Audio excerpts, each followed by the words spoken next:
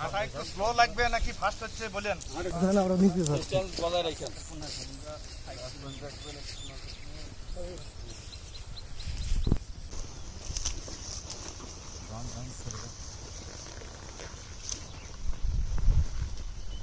ভোরবেলায় ধরেন ওই ভারতের বিএসএফ যখন পার করে দেয়, এখন নামাজ টামাজ পড়ি কি ধরেন পাবলিক সহ বাংলাদেশের বিডিআর সহযোগী বিএসএফের কাছে দিয়ে আসে, বুঝতে পেরেছেন?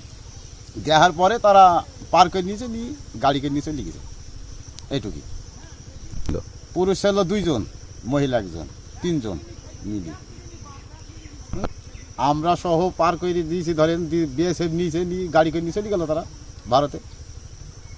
আমাদের বাংলাদেশে মাঝে মধ্যেই লোক পাঠায়, আমরা এটা শুনতে পাই আবার দেখতেও পাই। এটা পাঠায়নি ভারত সরকারের ঠিক হয় না।